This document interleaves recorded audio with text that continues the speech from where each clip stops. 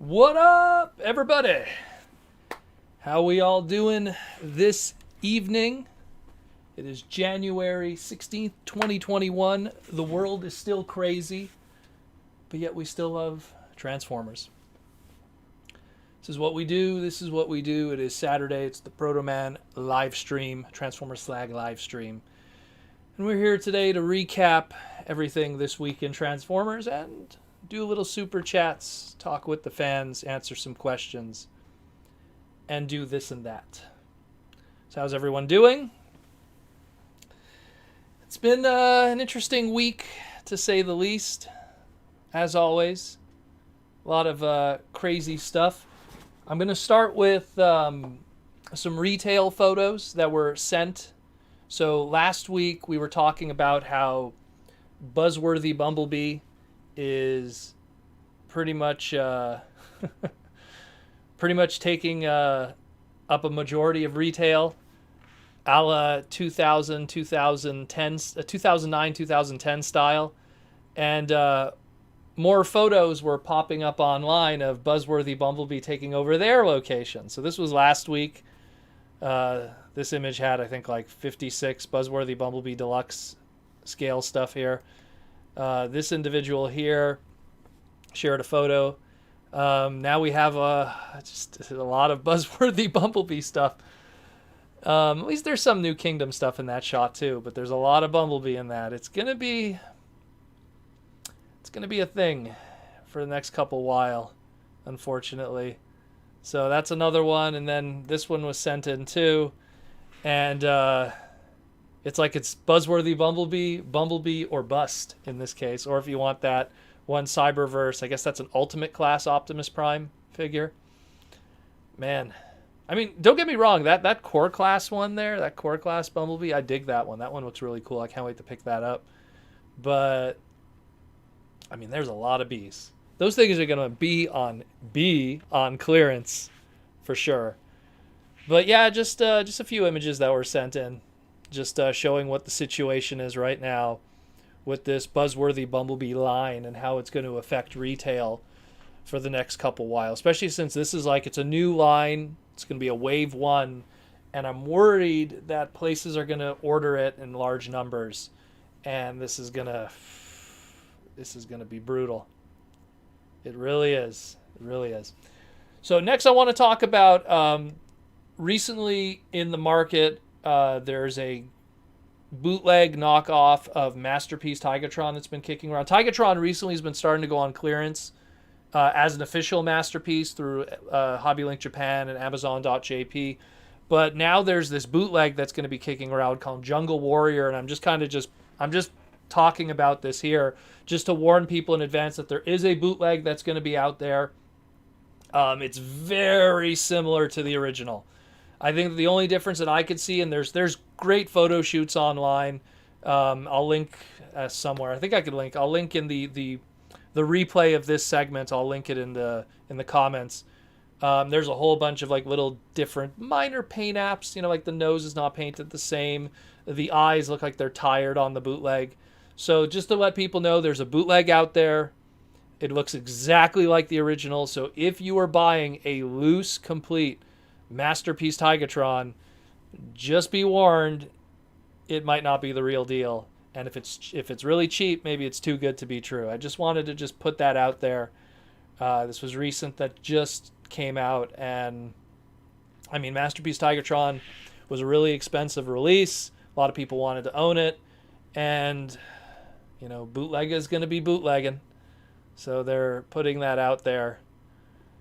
So just be careful of that. What I'm worried about is, I know a lot of people that buy their masterpieces and then they chuck their boxes, like they don't care about the boxes.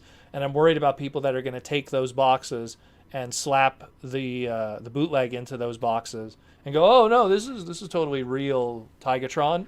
See, it's in the original box. So if it's not a sealed Takara Tigertron, be warned, or look for the warning signs. I'll link below in the comments.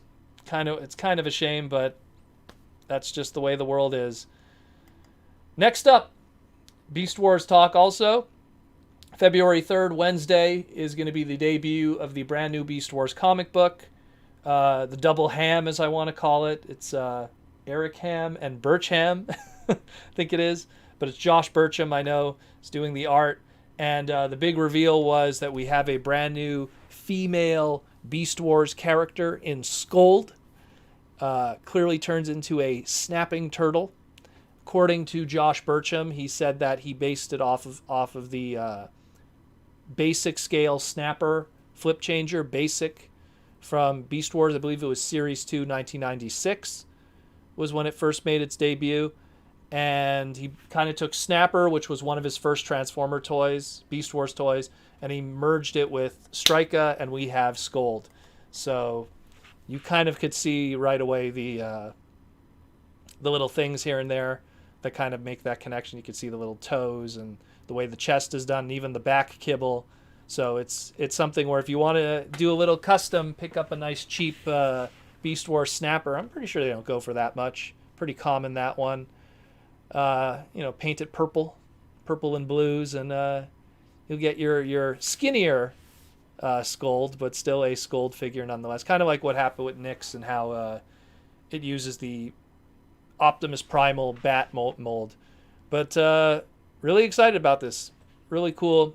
Again, February 3rd is when the comic debuts.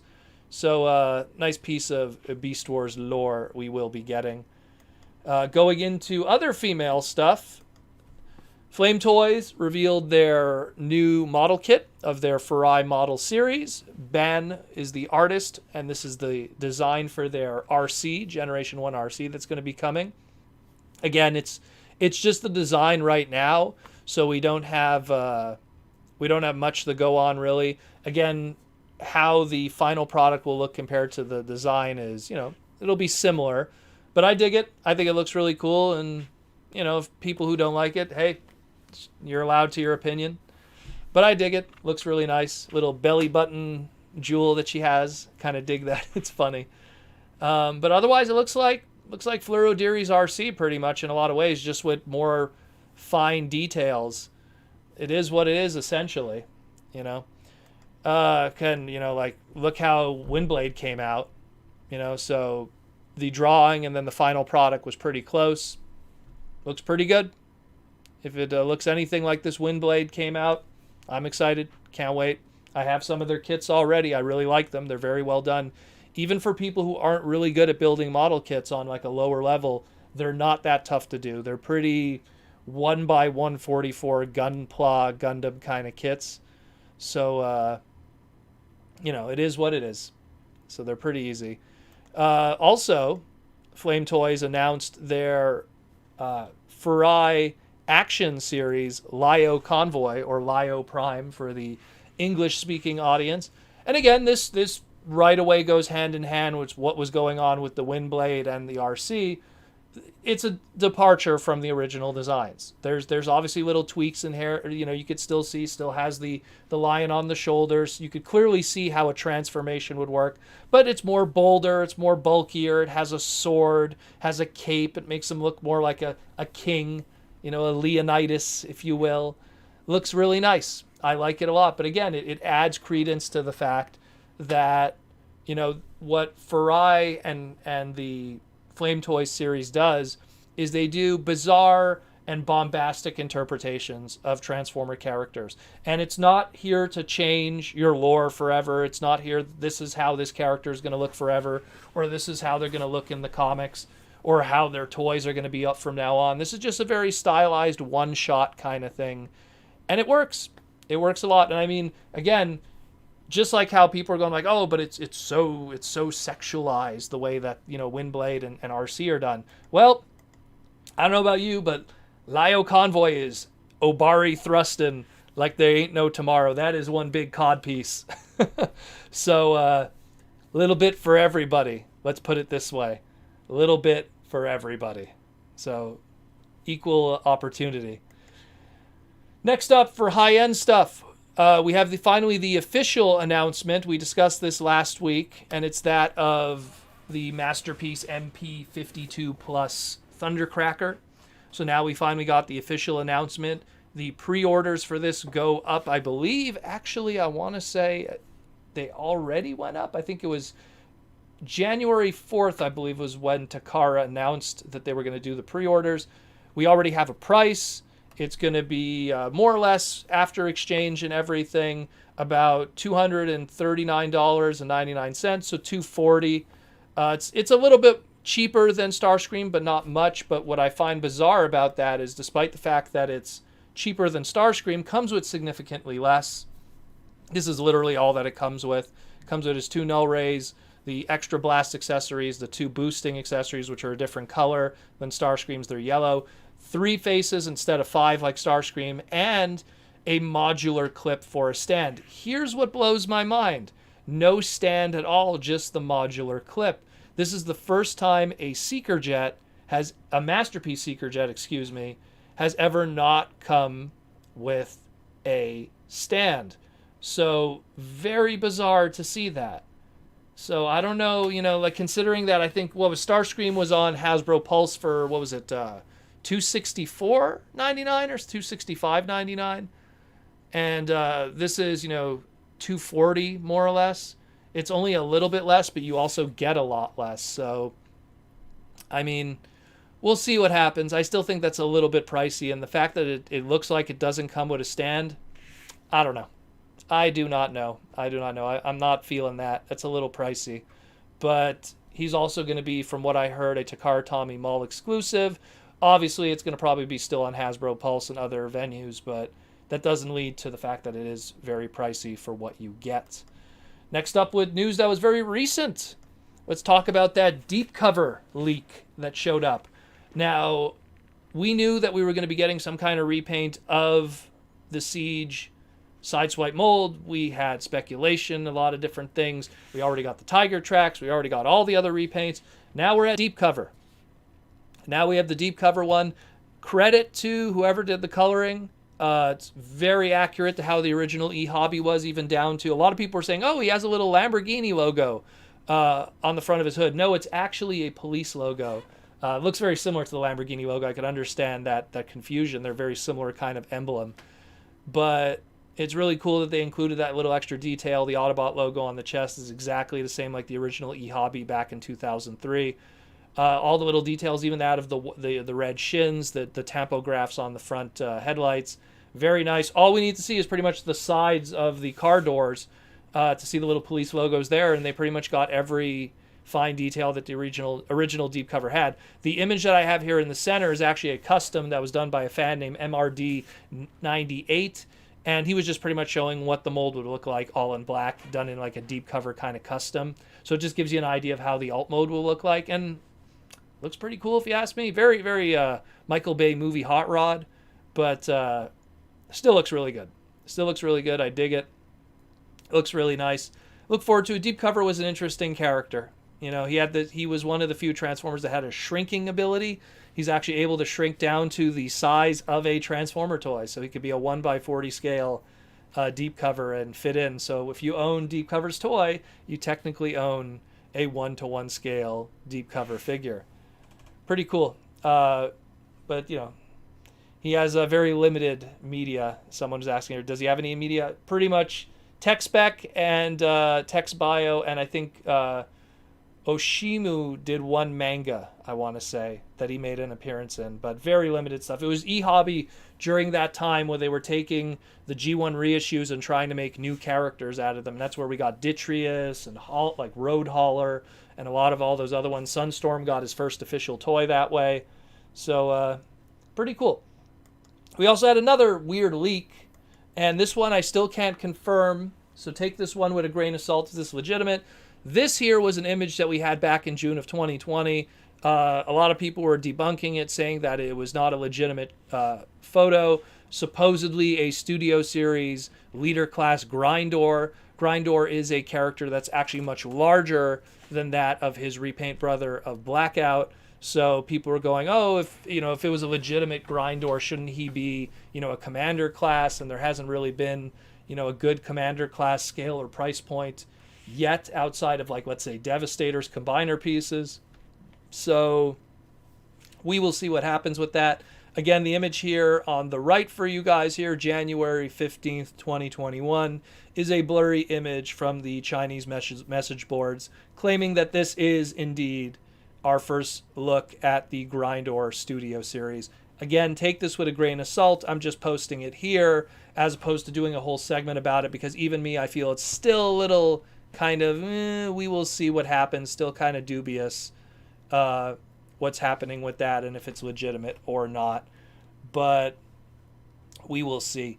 And last but not least, we had a listing finding today by JT Prime 17, and these were stuff that we had lists of, like, oh, here's all the future Transformer product, and these were just rumored lists from different kind of leakers, and we took those with a grain of salt, but we did discuss them, I think, in May, like more than like 6-7 months ago we talked about it.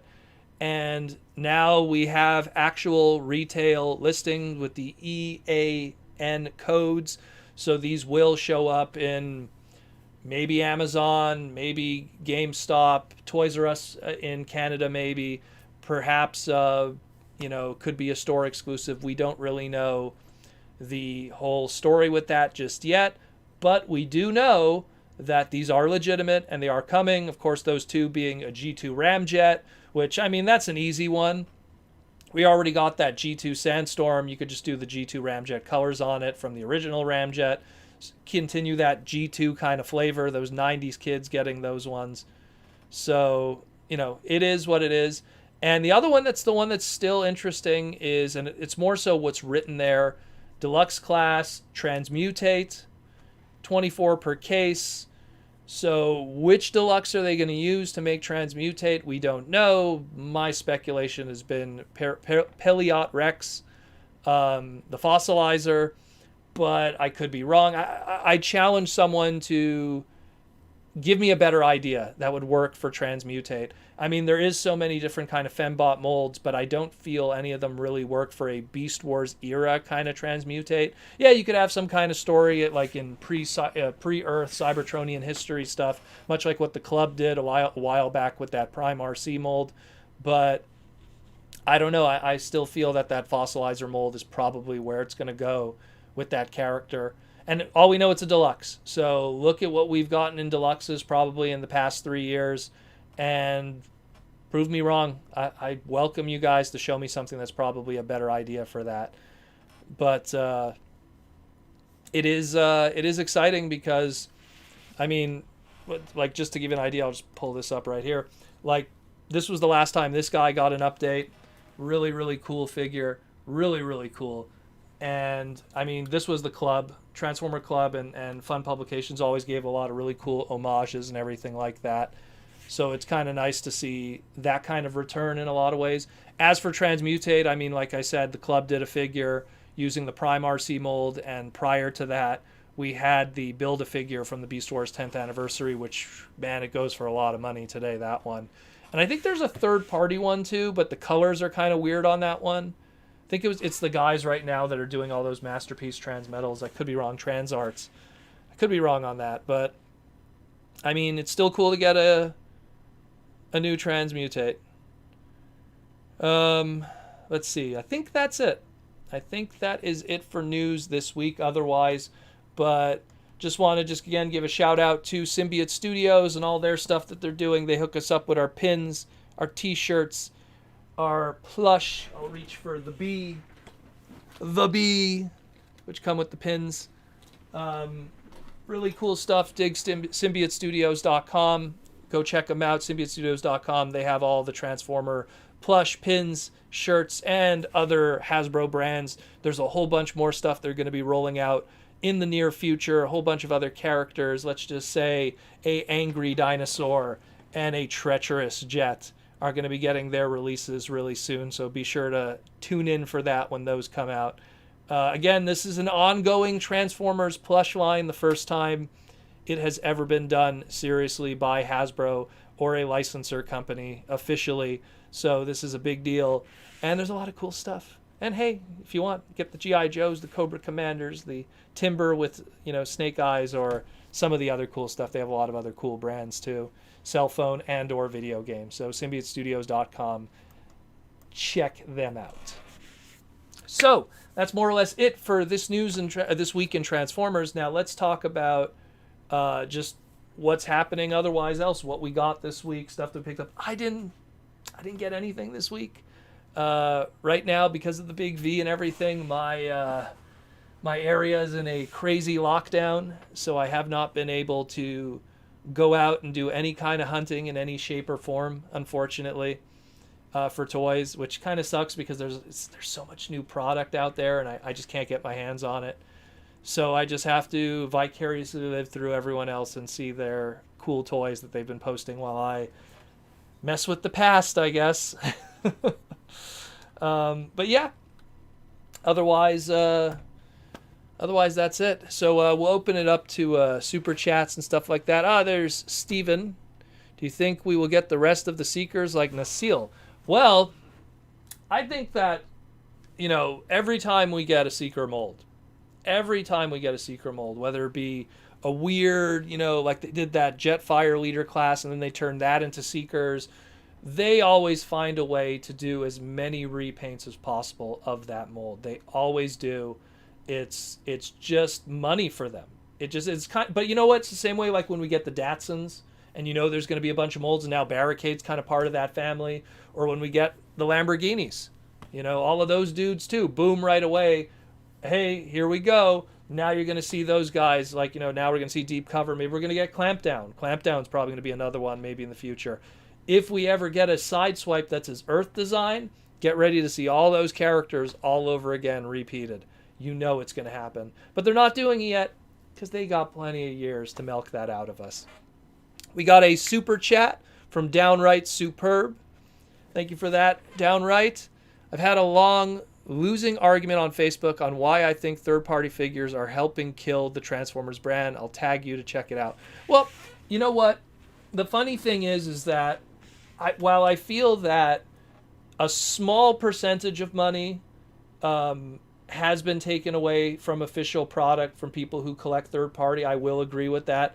There's some people that I know for a fact that if third party didn't exist, they would put more time and energy into retail product.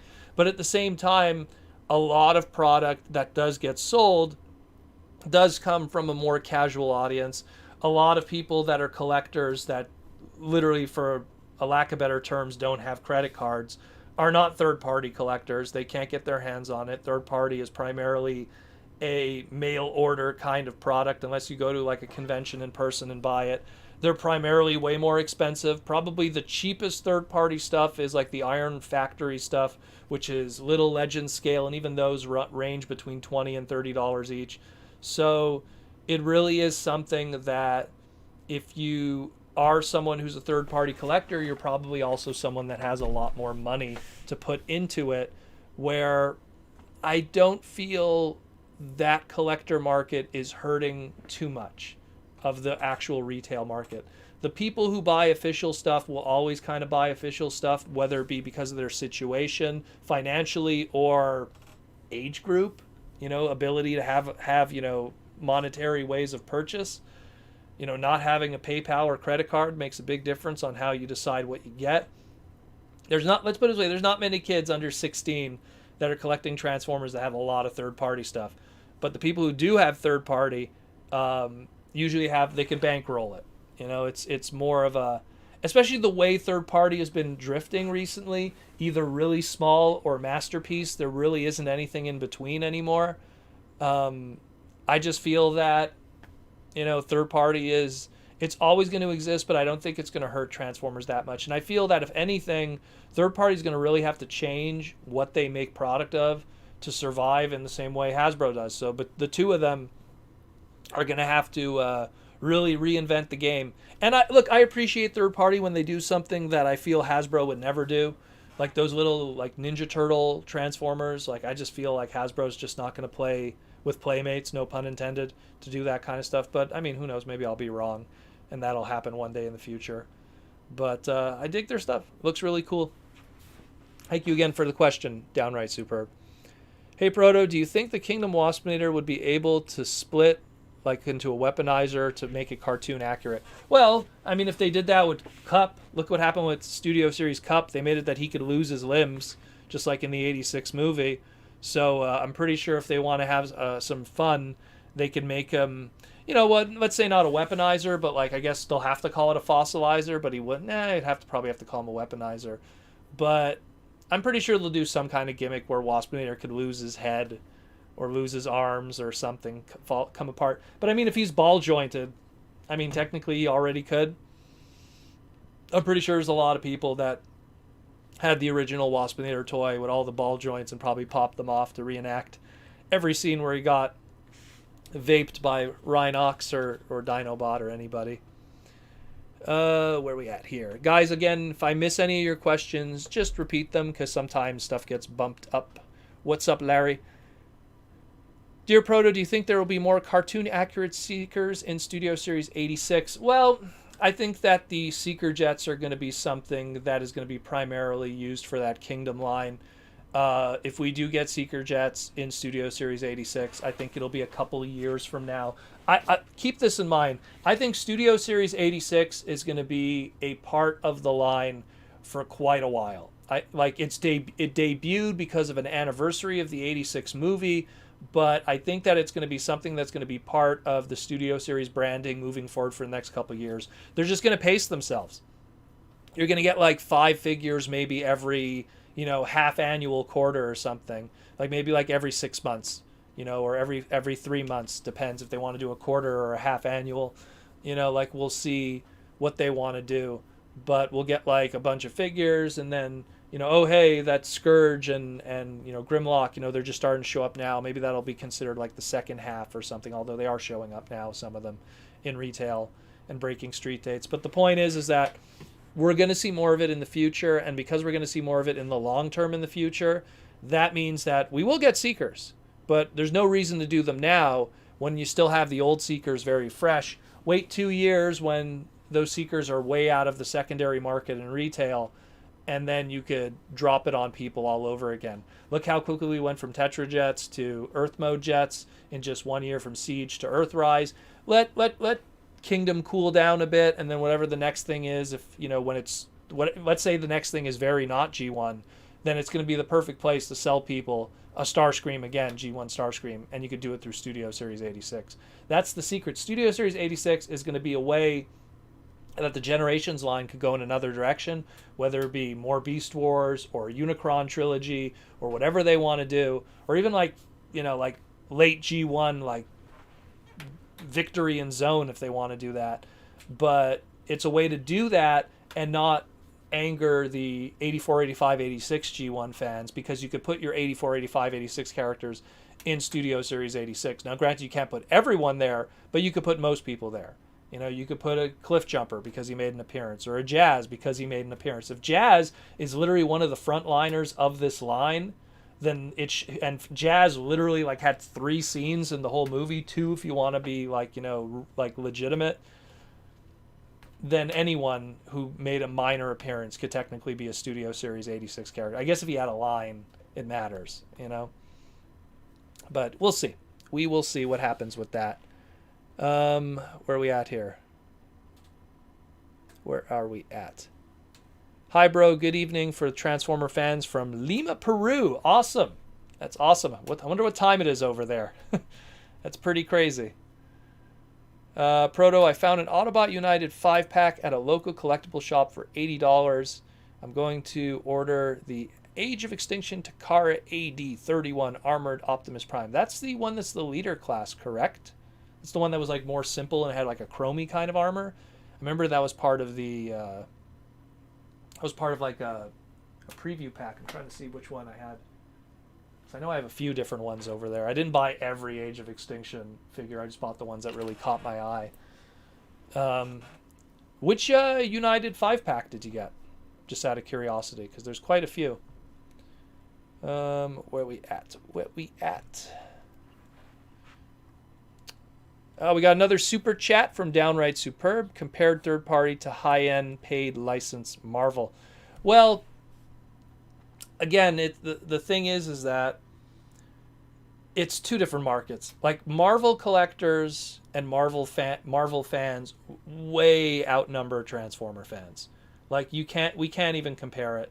if Transformers was as popular as the Marvel Cinematic Universe and everything that Marvel's doing right now, we'd have like 12 different Transformer shows. Like, look, they just had WandaVision that just came out on Netflix. You know, that's just too much. It's like if Transformers was as popular as the Marvel stuff, then we'd have like a spin-off, you know, Cliff Jumper and Jazz miniseries right now, like something like WandaVision. So it's hard to compare Marvel high-end stuff that's licensed with third party because it's two different big markets. The Transformer community is big, but it's just not as big as Star Wars or Marvel and DC. They haven't been around as long. You know, Star Wars has been around maybe only a couple years more than Transformers, but it made a big cultural impact, and it kept being relevant for generations, where Transformers did that too, but some of those times where they were present were not always the best. Like Star Wars rocked the late 70s, rocked the early 80s, and then had quietness in the late 80s when stuff like Transformers was successful. But by the time of the early 90s and Power of the Force was a best-selling toy line, they were just killing it all over again. And then, you know, whether you like the prequels or not, those movies brought it into the mainstream, and it's never stopped since, with TV series or otherwise. Transformers rocked it in the early 80s, kind of was quiet in the late 80s, kind of really wasn't doing very well in the early 90s because of Generation 2 not really panning out. Beast Wars did very well. Then when they got to, like, you know, Beast Machines, Armada, Energon, and Galaxy Force, aka Cybertron, it was kind of middle of the road again. So early 2000s wasn't as great as they had hoped. It was paying the bills, but it wasn't exactly like bombastic again like Star Wars. So it's kind of hard to compare the two, because Star Wars has always achieved way more success over the span of it, and Marvel and DC, they're brands that have been around for almost, not yet, but almost 100 years, so can't compare. Can't compare. Let's see, where are we at here? Mr. Proto, I'd like to ask if you think, since we're getting multiple Conehead repaints in Generation Selects, we could get a Shattered Glass Dirge. Well, are we supposedly getting a Shattered Glass figs soon, though? Well, we've gotten Shattered Glass figures through those Amazon exclusives. So I think that we're probably going to see more Shattered Glass, just for the fact that Shattered Glass just opens the door to more mileage out of their molds. Hasbro wants to get as many repaints as they can out of a mold. You know, it's they put all the time and energy into engineering this stuff and doing all the sculpting and everything. If all they have to do is bypass that whole process and just do a whole bunch of different color waves, and people will still buy them, and as long as they create a character wrapped around it, well, it's G2 Ramjet, so it's different. It's not just purple Ramjet. There's actually a story going on here. Then, and people will buy it, then they'll do it. You know, and Shattered Glass is just this open canvas of literally, like, I have like almost every Shattered Glass figure ever made, and it's just this open canvas. Like, you take that Siege Sideswipe we were just talking about, and then you could do the Shattered Glass Sideswipe. You know, you could do which is like that what's it called there? The G2 water squirter, that I think it was Recharge or whatever. Discharge. I don't remember. No, it's not Discharge. Discharge was the fire truck. But yeah, you know, like, there's so many repaints you could do. Same thing, you take a Grimlock mold, you give it that Triptychon colors. Like, there's just so many combinations and possibilities that it'd be silly for them not to do it, because then they could get more mileage out of all their hard work and design and engineering. Mr. Proto, I'd like to ask... no, I read that one already. Sorry. Someone's texting me right now. Where are we at here? Mr. Proto, I had an idea for Headmaster Combiner, but the gimmick is so that Combiner Head is one of the team members? You'd have to specify more of that.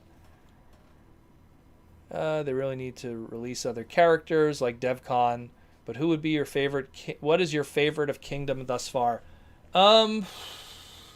Thus far, that's out in retail. I would have to say probably it's a tie between Beast Wars Megatron and Black Arachnia. Now, I own the Masterpiece versions of those, but that Black Arachnia especially, I'm like, wow, they got a lot of that Masterpiece into a deluxe price point, and that's Deluge, thank you, or Drench, both people. It's one or the other. I think they both. I think that mold had two different names for the same color scheme. One in the UK. There's a lot of that. But going back to what I was saying, like that Black Arachnia is amazing. It really is for like a deluxe price point for what you get, and when you compare like what the Masterpiece was, man, that's some great stuff. And from what's going to be coming, I really want to mess with that Dinobot. I want to see how the engineering is with that one compared to like the Masterpiece one. I love that Masterpiece Dinobot, so I'm really curious how that one's going to turn out from an engineering standpoint. We've seen photos, but just to mess with it. Proto I found. Okay, that one's already said. Wishful thinking after Hasbro buys Mattel, Disney, and Hasbro becomes a single company. You know what? I think that Hasbro will probably never play game with Disney. I think that they like the relationship they have. I don't think Disney will ever buy Hasbro. I think Hasbro likes being their own entity. And I feel that probably one day they might even be rivals. Who knows? But I think Hasbro's too strong to want to merge with something like Disney. I could see Mattel merging into one of those guys, either Disney buying Mattel or Hasbro buying Mattel, because they're kind of the weaker link of all of that. But I can't really say otherwise for the others there. We got a super chat by Knight's Light. Thank you, Knight's Light, for the super chat question. Do you think Generation Selects will move into Studio Series later on in the future? Like as in using Studio Series molds? I want to think so, but the problem is that the Studio Series stuff, like a deluxe Studio Series figure, is kind of a upper price point in engineering. The only reason why I hope they would is because now with Studio Series 86, we have all these G1 molds that you would want to see repaints of. Because wouldn't you love to see like Studio Series 86 Jazz repainted into Stepper, aka Ricochet, as he's called in America? You know, the black repaint. Like, I mean, there's a lot of those molds that would be money on the table. But that being said, the way Studio Series works, you're not going to see those repaints internally in Studio Series. Studio Series doesn't do repaints of characters that weren't in the movie. So you're not going to see Ricochet in Studio Series. So where is a black repaint Jazz going to show up? Yeah, maybe. Maybe there will be a Studio Series, Generation Selects thing, because there really isn't a place for those molds otherwise. But they're going to have to put the price up because the parts and pieces that are used for the deluxes and Studio Series are way more expensive than that of like the Kingdom stuff and Earthrise and everything. And even more so than that of the Cyberverse deluxes. We got another super chat question from Robert E.O. Speedwagon. Rocking the JoJo. Should I get a Titan Returns Overlord or Kingdom Beast Megatron? Ooh, that's a tough one because one of my both of them come from two of my favorite Transformer series. One's from Master Force, the other one is Beast Wars. I'll be honest with you. I'll tell you this. This is my logic of how I'm going to apply to that. Titan's Return Overlord is already out of retail, more difficult to get. Secondary market will probably be difficult. And if anything, not going to get reissued, probably not going to see that character in that kind of scale for a while. Price will increase. And if I remember correctly, Overlord was Wave 2, Wave 3 leader class. So not as plentiful either. So I would get him. Why? Because Kingdom Beast Wars Megatron is Wave 1. There's going to be plenty of them. Wave 1 is still getting out there. So he won't be as difficult to get. A lot of people are picking him up, so it's one of those things too. If you don't mind buying loose complete, there's going to be somebody that's going to want to part with it one day. Not to mention, because it's Wave 1, they're plentiful, so the value of it isn't going to go up too much. That's how I apply that. It's not really which is the better figure, although Overlord is pretty exciting, and I believe both me and Jaws D voted it as one of our top figures. I think that was 2018, I want to say. Really good figure. But it also makes sense to get it just because of a difficulty factor. So I would do that, Robert, for sure. And thank you for the question. But that's how I would kind of apply that logic, is how tough it would be to get later on, if anything. Let's scroll up back to the questions here. Hey, Proto, after a crowdfunded Unicron is out in, say, a year, do you think it's likely that we'll get a Unicron of a smaller scale, like a Commander class? We're going to get Unicron something for sure. Here's the thing. As crazy as this sounds, it's almost been 3 years now since pretty much this crowdfunding thing started. Unicron's trademark is up for expiration next year. It's been that long. So next year we're going to have something. But might be a little something something. Might be a deluxe something something. Or it might be a, I don't know. I'm trying to, there he is. That little guy there. Or they might do, like you said, a Commander class. Hasbro said through a leaker, and take this with a grain of salt, this isn't proven, but they said the leaker said they want to abandon the Titan class and focus on having 2 Commander classes a year instead of 1 Commander and 1 Titan. Excuse me. So I could see something. Look, the Commander class is kind of like a what the Supreme is today in a lot of ways. Like it's like a small Supreme. So I could see a Unicron of something. But the thing is, would you be satisfied with a smaller Supreme scale Unicron? I think that people, that's a character you want it big. So I don't know what to say, because I don't see them doing what they did again. I have my opinions on that because of pretty much how that crowdfunding went in a lot of ways. But we'll see. We will see. We will see. What do you think of the deluxe what do you think of a deluxe class Kingdom Bombshell? Well, I think if they're going to be going into the Insecticons, that would probably be something in Studio Series 86 with crushable head Bombshell under Cup and Hot Rod's wheels. I think that would make a lot more sense. But that's just me. Where are we at? What do we got next here? Again, my people, if I miss your questions, just repeat it over and over until I see it. It happens sometimes. Hey, Proto, how's it going? My question is, what do you think? What would you like to see if they gave Kingdom another wave that has wave, not Haztac will? Well, it looks like we're probably not getting a Pterosaur, so I'd like to get a Pterosaur. He desperately needs a new toy. We know we're probably getting a Scorponok. You got to get Pterosaur with that. You got to have that little duo of bickering together. Give it a deluxe class. It'll fit right in. If he works for that. I mean, there's the rumors that Air Razor is going to be retooled into Pterosaur. I don't see it, but I mean, it's a possibility. Same thing, like finish off the season 1 guys. Give me Beast Wars Inferno. To me, it's like if you're going to extend Kingdom just a little bit, then just finish off all of season 1. Finish off all of season 1. Get all the season 1 characters out there, and then we could talk about other stuff. Also, if there's space for it, 1 non-show character would be cool.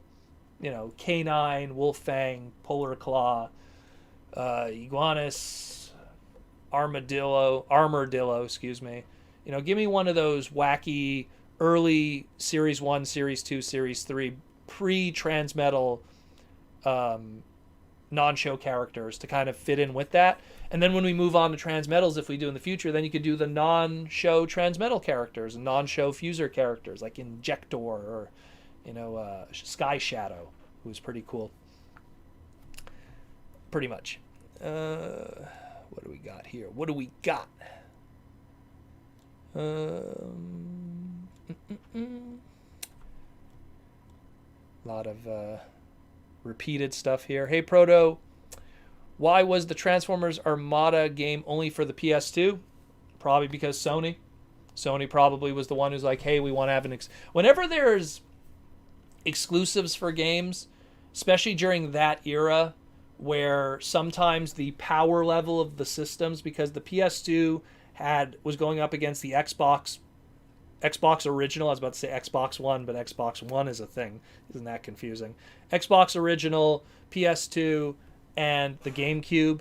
And I guess maybe the GameCube just didn't have the power to do the Armada game, and maybe just Xbox and Microsoft didn't want to do a Transformer game at the time. Keep in mind, when that Armada game came out, what was Transformers back then for video games? It was practically nothing. I did a huge panel about Transformers in video game history back in 2010, and it covers all of that, and it really shows just how little there was up until Fall of Cybertron and War for Cybertron, and how that really changed in a lot of ways. But I think it was just a power thing because of what was, the environment at the time, and maybe Sony just had a license. Is Beast Wars VHS Razor Claw identical to Beast Wars Neo Rockbuster? Yes, 100%. 100%. The only difference is you get a VHS that comes with it.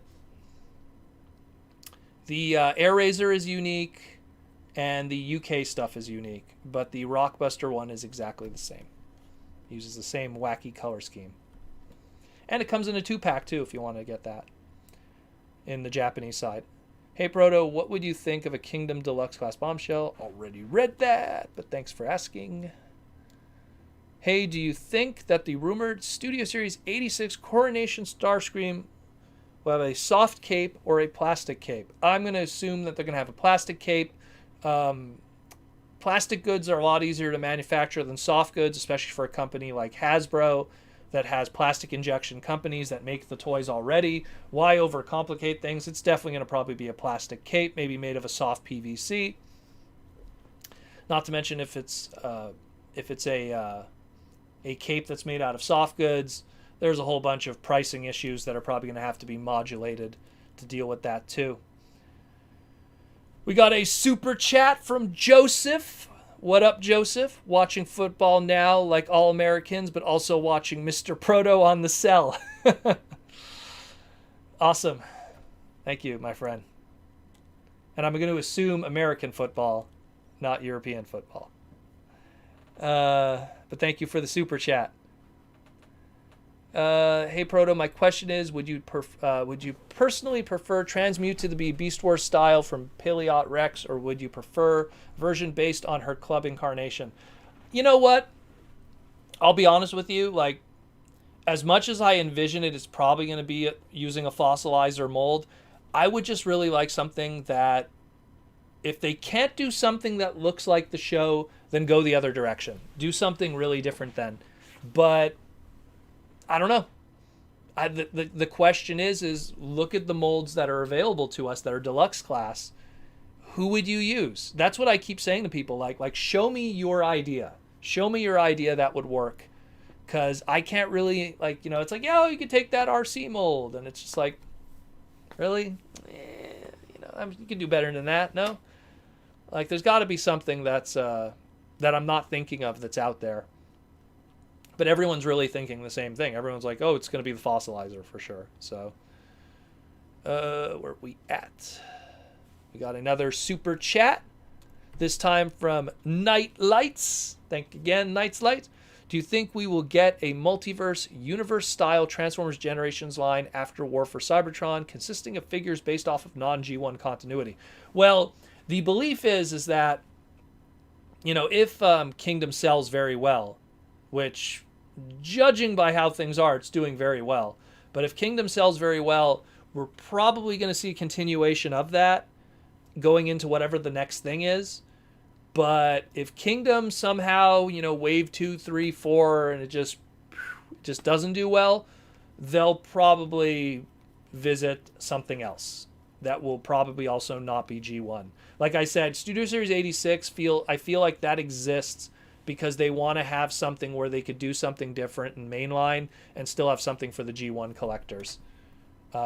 It just seems like the right thing, And you need to have that diversity because those kids that grew up on Beast Wars, going into Armada, Energon, and Cybertron, they're in their late 20s, hitting 30 soon. So they're a buying power, and you can't ignore that. You cannot ignore that there is kids that grew up on Hot Shot, that grew up on, Roadbuster, aka Energon Ironhide and Scorponok, and you guys can't see it all, but all of these guys here, all of these, like everything, the whole Unicron trilogy.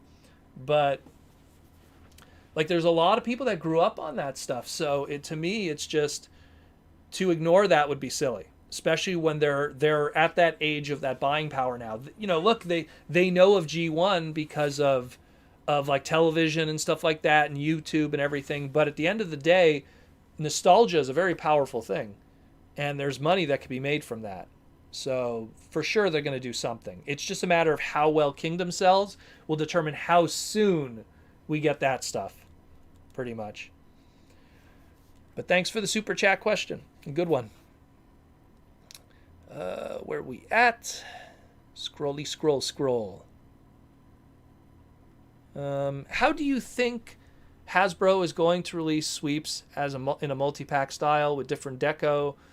They're just going to do Army Builder. Meaning like they'll probably do a generic sweep that has like a lighter blue or something from Scourge. And it'll probably be like 2 per case of a Voyager case. And that's it, and people could just buy multiples of them. I don't think they're going to try to make them unique or do a multi-pack. They've done like kind of like weird Army Builder stuff. They did it in Cyberverse. They did like that Seeker set.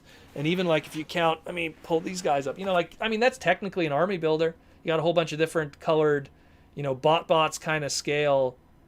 Not bots, tiny turbo changer kind of scale. Sharkticons. So there is kind of like Army Builder concepts, but at the end of the day, I think they'll, for something as big as that Voyager scale, I think they'll just put out a lighter toned sweep, and they'll just call it like, Sweep Trooper, and that'll be that. If people want to buy 5 of them, if people want to buy 3 of them, if people just want to buy 1, gone are the days of the BotCon sets where you had Army Builder sets. So we'll see what happens. We'll see. That's if they want to do it. Again, Studio Series 86, that's going to go for a while. Like, this isn't something we're going to get everything at once. This is going to be like, we're going to be talking about this in 3 years from now. Oh, next Studio Series 86, we're getting Cliff Jumper with the Moonbase background. Watch, they're going to do something like that. Hey, Proto, what do you think of Mega Man? I love Mega Man. It's kind of my name. It's kind of on my desk. It's kind of everything, So, I love Mega Man. I have just as big a Transformer collection stuff I have here. I have a huge Mega Man collection in my video game room. I love Mega Man. It's probably the second most important franchise in my life that I collect stuff from. And it's where my name came from. So, gotta love my Proto Man. Replying to your question from earlier, the AD-31 Optimus is the super accurate Takara import from Age of Extinction of the United Pack. Question, there's only one Autobot United Pack, and it's the best. Okay. I don't know, I just don't remember which one it was. There's so many Age of Extinction toys I did not pick up. Proto, do you watch OSW Review, the old school wrestling podcast on YouTube? Yes, I do. Jay Hunter and the crew, I love those guys. I'm a big wrestling fan. Again, also on my desk is Bret Hart, one of my favorite, easily my favorite wrestler of all time. And it's very dusty because he's on top of my computer tower. Yes, I do watch it. Very funny show. Really good stuff. I actually I don't want to say I ripped them off, but I did something similar to what they did. They have their What Bar. I did like a What Bar Transformer version with the UK colored shattered glass, I guess we'll call it, Thundercracker. Action Master Thundercracker. Really good podcast if you love old school wrestling. Big fan of that. But yes, I love them. Really cool dudes. Are we going to get a RED Devastator? I was thinking he should have been the Army Builder. Case of 6 pieces, 6 Constructicon members. And that way you could have your standard 6-inch, and then each piece is going to make a larger Constructicon instead of having, because you don't want to have an RED Devastator that's 6 inches with all the others. That would be silly. You want to have something big. And so if you do an Army Builder, makes sense. I don't know why they didn't do that the first wave. It would have been money. Because the thing with Army Builders, and Hasbro talked about this, and Toy Biz talked about this in the past. They invented the army builder idea, not the army builder, the build-a-figure idea. They invented that. That way, people are forced to buy everything in the wave. Look, these guys right here, you know. Do you think I wanted to pick up like Bumblebee and some of the others again, you know? But I gotta complete my McAdams, you know. Gotta get McAdams. Gotta get that original 13. So it's just it's money. It makes sense every single time. We got a super chat by Stinkfist69. Love your name. What's up? Are you collecting Galactic Odyssey, and which group do you like the most? Thanks, Protoman. Yes, and the one that I like the most, and it's just my personal opinion, but I really liked that Micromaster, the Botropolis set, primarily because all the little Micromasters were homages to the old 80s cartoon Mask. So I really liked that a lot. And I hope that they kind of continue that. Like take, I think it was Swerve or Overdrive, you know, repaint them as Matt Tracker. Like, I really like that a lot. When Hasbro does really cool crossover stuff like that, that's like a nod and a like a wink to the fans and stuff like that, I really dig that a lot. And that was easily my favorite set of the bunch. I was so excited. Then I ordered it from Amazon, and then Amazon canceled it on me, and then I had to order it from Amazon USA. I'm Canadian, and I literally was willing to pay the extra just to get it. That's how much I wanted that set. Really, really, really, really good set. Easily my favorite of the bunch. The other one that I really liked the that space set that was announced recently. That one there that like it kind of looks like it works with Skylinks and stuff. It really makes like a zone base kind of thing. Countdown. Really dug it a lot. Really cool. We got another super chat from Joseph. Thank you, Joseph. What Seeker do you think we will see next for Kingdom? Well, here's the thing. They announced that we're going to be getting Core Class Starscream. Core Class Starscream is probably going to be his G1 version. We're probably going to see Core Class Seekers across the spectrum. We're going to probably see so many of those. It's just like how, I mean, I'm looking at like they did the Legends 2-packs for the Thrilling 30. They did Seeker Jets of those, which were small. They did every color. They did even, I think they did even an Acid Storm. Yeah, they did. Like, they did every color. So I'm pretty sure when you're talking Seekers in Kingdom, we're going to see Starscream for sure as a core class, and then we're going to see all his other guys too. So many more Seekers to come, just like what a certain Symbiote Studios is going to be releasing very soon.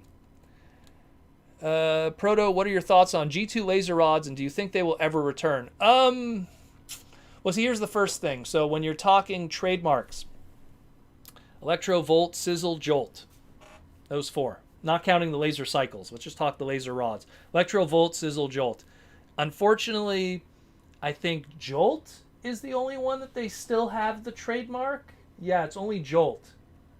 And I think they have Electro, but I think that one's also kind of iffy because of Marvel. But I think that's the only two. But they have Jolt for sure, mainly because of the movie character. So if they were going to do an homage or some kind of throwback to it, they have to go with characters that they have the trademarks to. Because to get Sizzle and to get Volt, they'd have to trademark those again. Which I'll tell you this right now, those aren't trademarked. So, but I'd like to see them. It'd be cool. But then you would want to have a light up gimmick. And we haven't had a light up gimmick in Transformers in a while in retail. Actually, that's a good... I never even thought of that. When was the last time we had a light up gimmick in retail Transformers? Obviously outside of like the gimmicky stuff that's Bumblebee movie and Cyberverse. But out of like Generations and none of that. Generations and Classics and Universe 1.0 and 2.0. That's something that you're going to want to have a light up gimmick, and that's going to put up the price point. You know, they gutted Hotshot from Armada, and he didn't have his LED gimmick in his fist because it would put up the price point. Keep him a regular deluxe. That's a good question, though. I didn't think of that. Did not think of that. Hey, Proto, do you think... I got a question. Do you think they will do redos of the Unicron trilogy? I think so. 200%. Money on the table. Anyone who grew up with Unicron trilogy, they're in their mid-20s, late 20s, some of them reaching 30. It's money. I said it before. It's money on the table. It would be silly for Hasbro to ignore that market. If anything, test it. Put out Hotshot. Put out the Optimus. Just do those two. Do those two. This year technically would be the anniversary for Armada in a lot of ways. Put those two guys out. Put them out there and see what happens. See what happens. If there's a huge response to it, then you know that market's there. Do like a 5-figure, 20th anniversary Armada. As crazy as that sounds, 20th anniversary Armada subline. Little 5 figures. If you could give us a Buzzworthy Bumblebee line that's going to clog the shelves, you could give us like a 5-figure, small deluxe run, Walmart exclusive, so they could get some distributor to pay all the costs because they'll make it an exclusive Transformers Armada Celebration 20th anniversary line. They could do that. They could do that. You know what's crazy? When Armada debuted, we had the Masterpiece Optimus Prime that was called 20th Anniversary Optimus Prime. And now Armada is 20 years old. What a time. Time flies. That is crazy when you think about it. Proto, what bar is Select's deep cover? What bar is Select's deep cover? So Select's deep cover, you're putting me on the spot, is... What's a chocolate bar that's blue? With red and black. Ooh. Oh my god. What would it be? Crunch bar? Crunch bar has blue, red, and white. There's not much white on them. Oh, there's not a lot of black on a Crunch bar. That's the one with the Rice Krispies in it. Oh my god. What could it be? It could be a box of Boo Berry for cereal. You're putting me on the spot, brother. I don't know. We should do that. I want to do more what bar ones. I did one. It got an okay reception. Maybe I'll do another one in the future. Maybe I'll do a deep cover. See what the fans... It's one of those segments that I like because other people could participate. And the patrons, the answers that they would tell me, I'd actually show on the podcast and we'd show images and stuff. When this is done, go check out What Bar Transformer Slag version. We did a fun little one and it was really cool with David Cabal and some of the other patrons that participated in that. We got another super chat from Joseph. What up, Joe? Yo, Joe. Any chance Hasbro releases the Raiden Combiner in modern line like Kingdom and Beyond? Man, what is going on with that, actually? So we were supposed to get a Masterpiece Raiden Train Combiner. It was supposed to be revealed at the Train Show in the Sky exhibit in Japan. And then the Big V happened, and all of that fell to the wayside. And we have not heard from it since. And it's been, 6 months now since that? It just went cold? I don't know what's happening with that, but we're supposed to get something. I don't think we're going to get it in Kingdom, but we're supposed to get something in Masterpiece. That's what they told us. And it was supposed to be a strong reflection at what Combiners was going to be in Masterpiece in the future. And then it just went cold. And now we're talking about other Masterpieces and completely ignoring this one. Oh, yeah, Masterpiece Skids and Masterpiece Starscream. And now supposedly, other Masterpieces to come like Thundercracker and everything. But, we'll see. We'll see what happens. It's very weird. That one, that news, I'd have to go back in the archive when I've talked about it and find out more about that for sure. Proto, if you could choose to have 5 TF toys, a 5 TF toy line, which would they be? And at least one has to be a movie toy line. Wait. At least one has to be a movie toy. So it would have to be a line where I use 5 figures and one of them has to be a movie toy. Well, then if it has to have a movie toy and there has to be some kind of retail synergy, it's going to have to be some kind of celebration of a character. Now, let's not do Bumblebee. He already has a whole line of that. And Optimus would be kind of boring too. So why not just why not just do a like a Starscream celebration? We'll have the Voyager Starscream from Earthrise.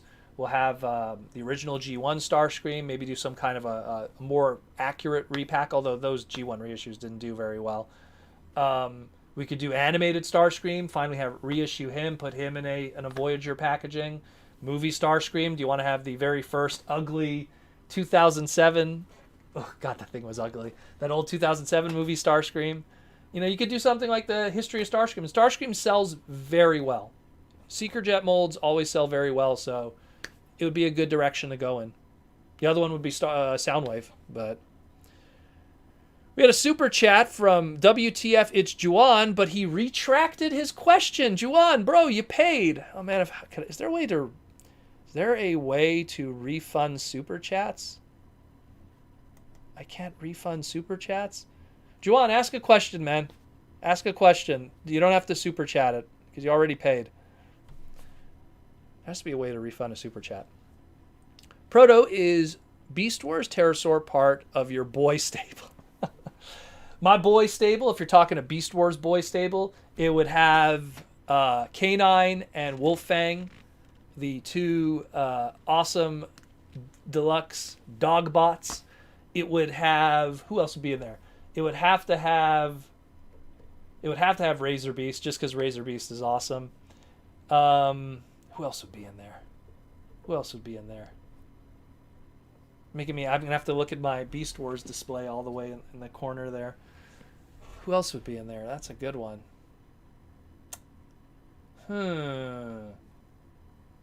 Grimlock Deluxe Beast Wars in all its gold plastic nature, maybe. Really cool with his Dalmatian pattern going on. I could see him in there. Red Optimus Primal Bat Convoy Bat.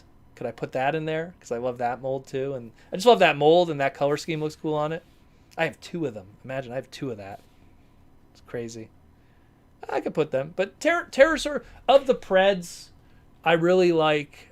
Who's a really cool Predacon that was a show toy? A non-show toy that was really good. What was really good? Maniterra was fun. Retrax doesn't get enough love, but his hug gimmick. I remember the very first Unicron custom was that of a Retrax toy in ball mode. Imagine that, because he had the horns and everything. But yeah, I guess so. Hey Proto, from your experience, what is the lifespan of the type of softer rubber plastics being used in Kingdom Megatron?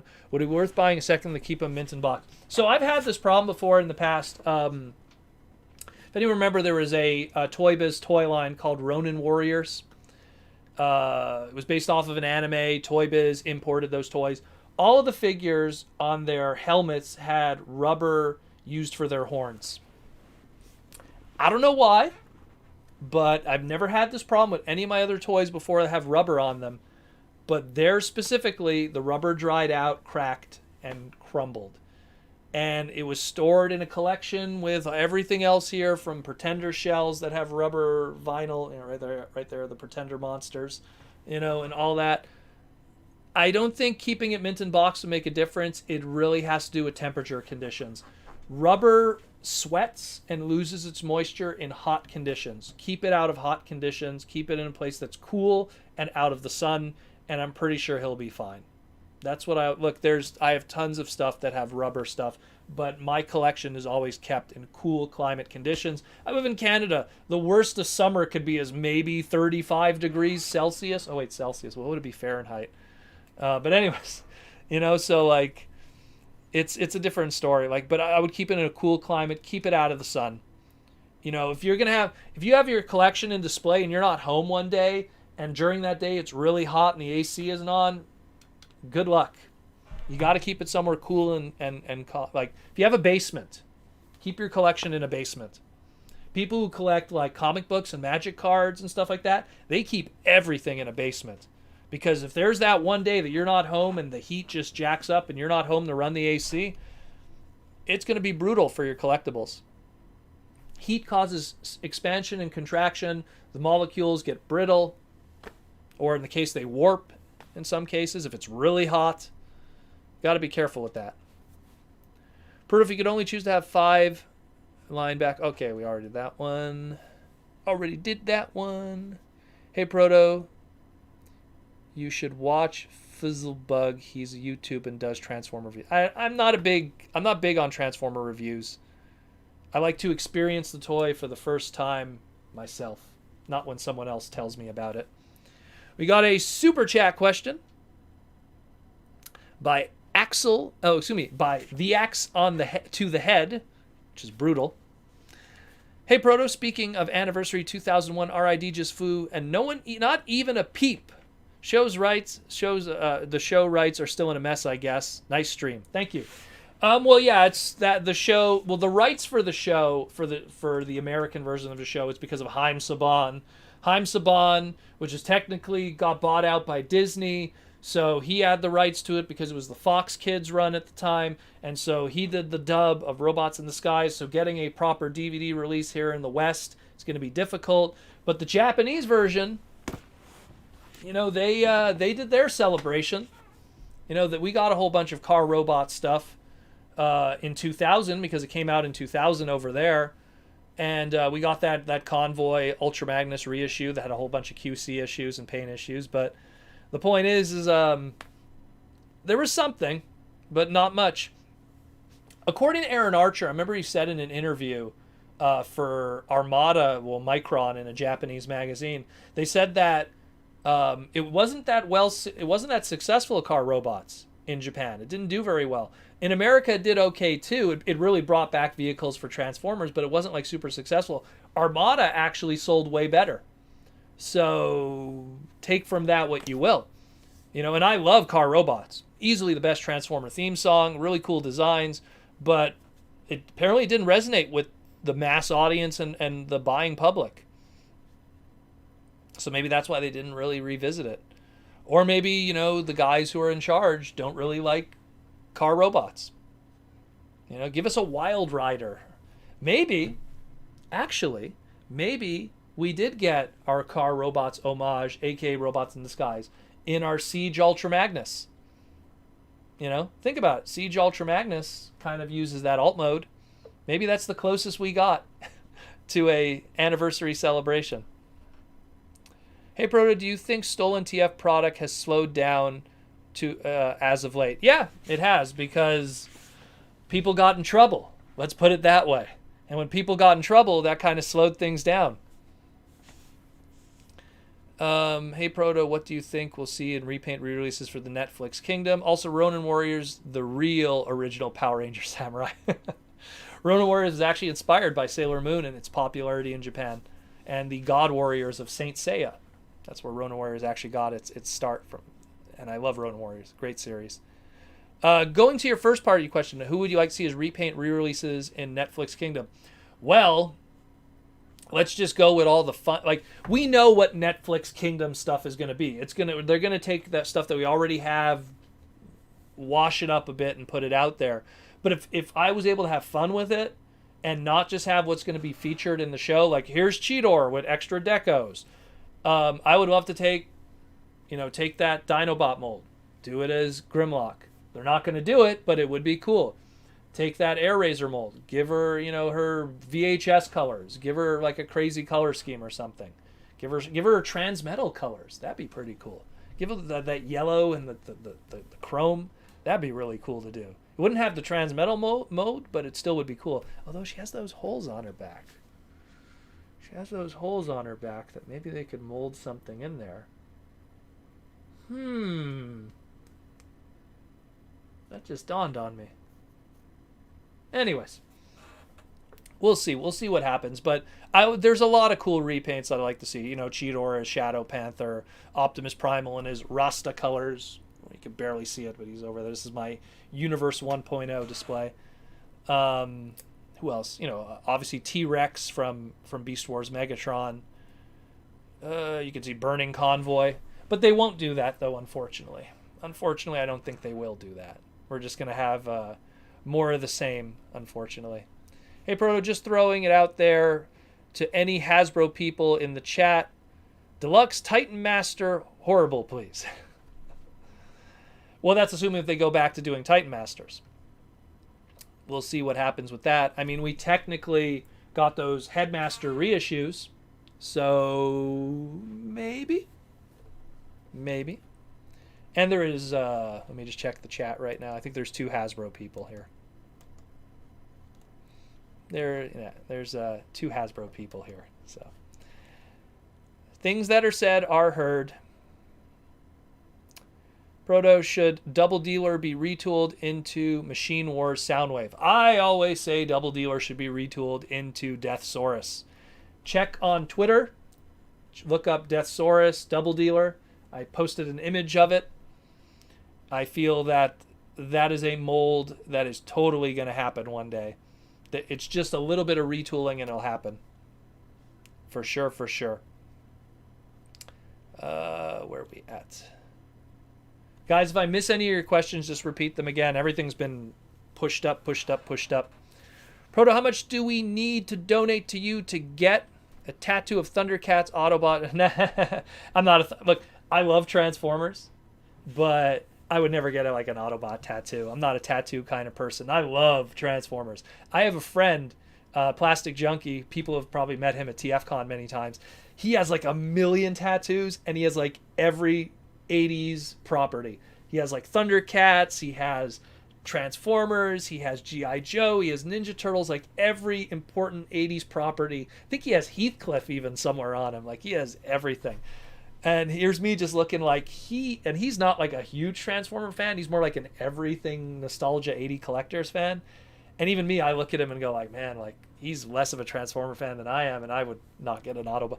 If I would get a tattoo, it would be an Autobot logo. And it would probably be like right there, left arm on the bicep. That's what I would do. Autobot tattoo, bicep.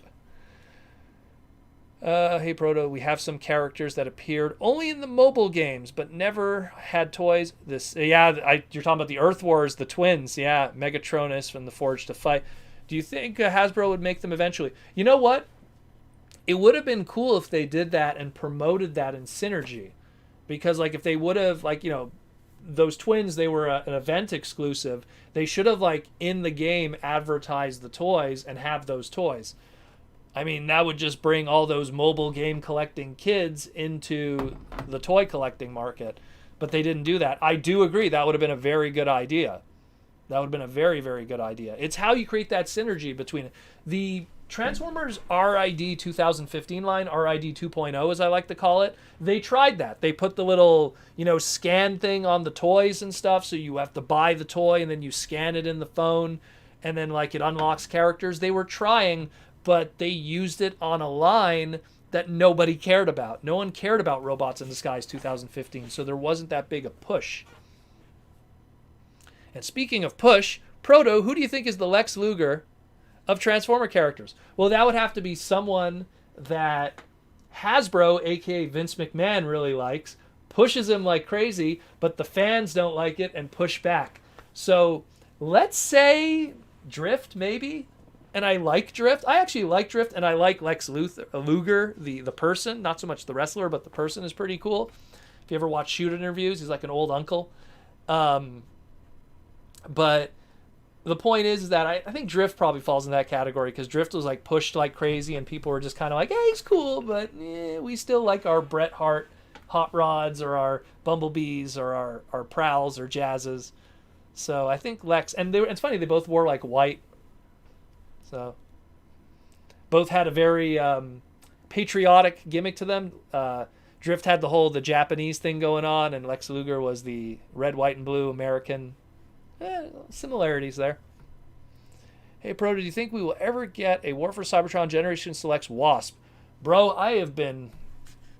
Man, if Bakon was going to have one more year, that was my push, was an animated year. And I don't know if Ultra Primal's in the chat here. I did a podcast with him where we talked about that, and we did even we showed images of the Digibashes, and you would take the Hydrodive Bumblebee, that mold, which is a different deluxe Bumblebee than the typical animated Bumblebee, and repaint, new head sculpt, Wasp, and then use that same mold, new head sculpt, Cliff Jumper. Give us a proper Cliff Jumper outside of the not the Activator. Yeah, it was Activator. You know, trust me, I wanted that so bad. So any way to get new animated toys, sign me up for sure. For sure, new animated toys any day of the week. Love animated. Proto, did you attend the Age of Extinction toy release event back in 2014? No, I didn't. What I did get was Hasbro sent me a reviewer box. If you go on YouTube, I think it was Proto Retro Drift Review. At the beginning, you see like it was a special box that Hasbro sent me, and it had like one of each figure from each price point of Wave 1, and it had like a paper that was like an NDA, like review it after this date. So they sent it out to specific reviewers and stuff, but I didn't go to the event, no. But I did get the box. I got another box also during Dark of the Moon. I got their big crazy box that was shaped like Optimus Prime's trailer. I have that in my crawl space. It's a big empty box. Really cool though. I couldn't bring myself to throw that one out. It's so beautiful.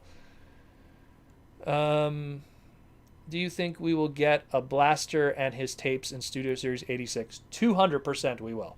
For sure. It's just a matter of time. Maybe next year. You know, you got to create that gap of time. We just had Blaster as a G1 reissue this year. Went on clearance. Everyone saw that. Next year, for sure, we'll probably see something like that. Create a bit of a distance and then put out a product of a character again. Speaking of Hasbro peeps, Grandis. I would love a Grandis. I would love a Grandis. I love Grandis. He's so cool. Where are we at? We have 30 minutes left, guys, in our hangout tonight. Proto, expanding off of the idea of Wasp, Generation Select's Green Earthrise Cliff Jumper mold. Well, that would be the Valentine's Day special. Tap Out and Glyph would be really cool. I would love to see Glyph get a brand new toy. That'd be really, really awesome. I'm surprised that they didn't go that route with those two characters.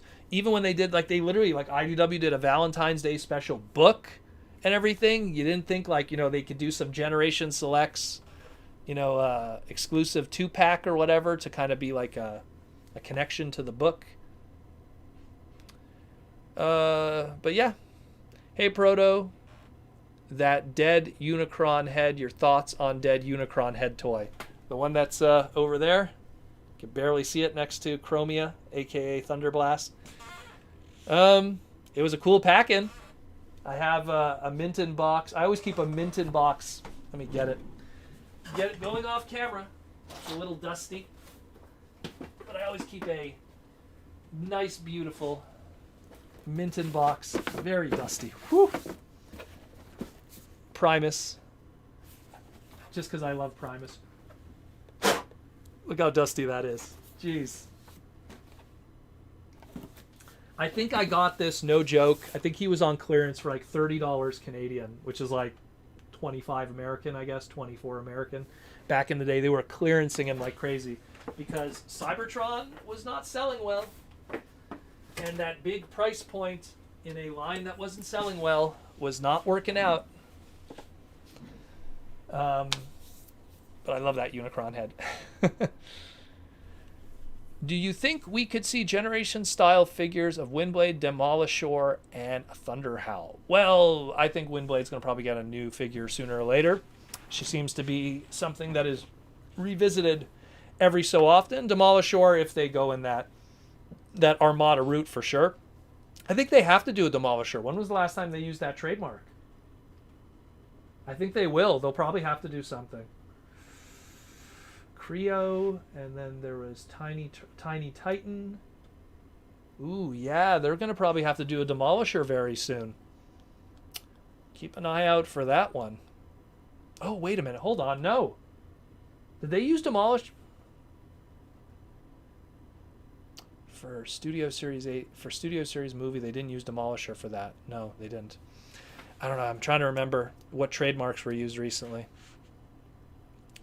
Proto, what are your thoughts on San Diego Comic-Con 2012 Transformers Prime Rust in Peace Terracon Cliff Jumper? I got that one. I got that one too. I think I have the. I like that because you could take out the head out of the box and put it on top. I'll go get that one too. Let me go grab it. Go grab the box. In the back, Jack. In the back, Jack. Oh man, that thing's gonna fall. I'll go grab it quickly.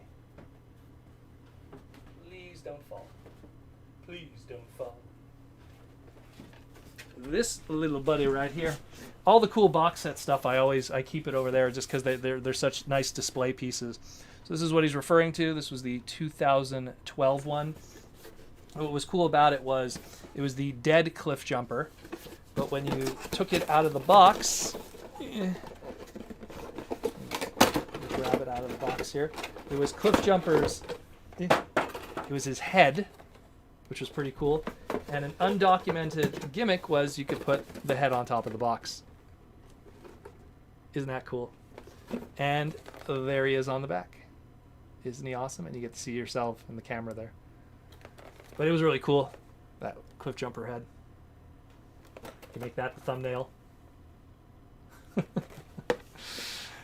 But yeah, pretty cool thing. Pretty cool. Really dug it. I think I got that through Cook Sucks. Andy hooked me up with it from San Diego Comic-Con. Check out his content on Twitch. He travels the world showing people cool stuff. Proto, are you selling him? I've been looking for him for a while and I can't find him for a good price. No, I'm not. Nothing in the collection is for sale. Anything that I have for sale, I do at my parts parties at TFCon. I have a big blowout of all kinds of crazy stuff. But I usually don't sell otherwise.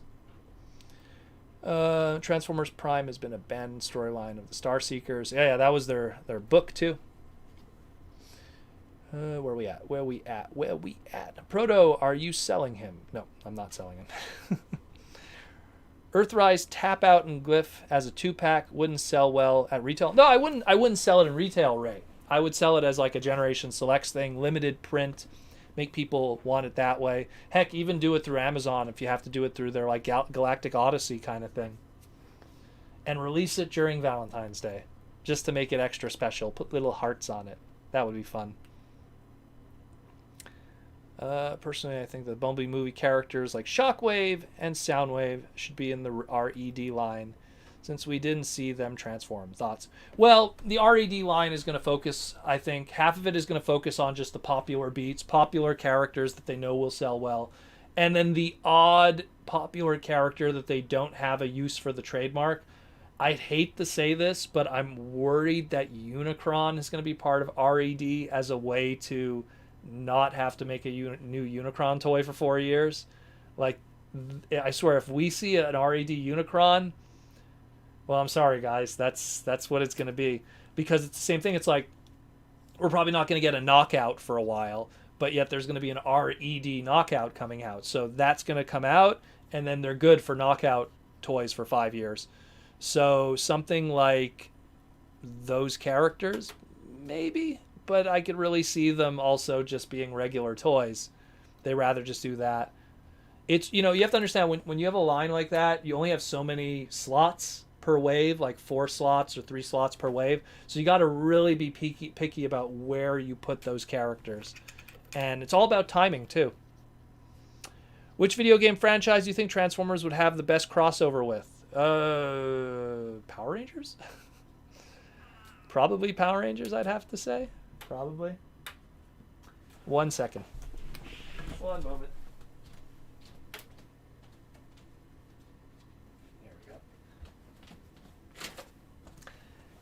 There we go. At what point do you think characters become too obscure to make a new figure for them? When their trademark is completely ignored. When you're a character like pretty much almost anything from the Unicron trilogy that they've been ignoring recently that doesn't have a crossover name. Let me think of one. Let's look here. Let's look. Like Alpha Q, Are we going to get Alpha Q anytime soon? Are we going to get Overload as opposed to Overlord? Who else has been ignored? Cannonball. I'd love to see a new Cannonball, but are we going to get him?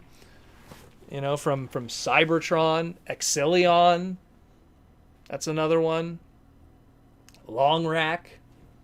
You know, there's certain ones that's just like, I don't really see them happening anytime soon. Just because those are just trademarks that if they do register them, they're going to use it for that one shot and that's it. Proto, what are your thoughts on the Age of Extinction toy line as a whole? Kind of the downfall of movie toys. Age of Extinction as a toy line probably was the beginning of the end of movie toy lines being a big deal.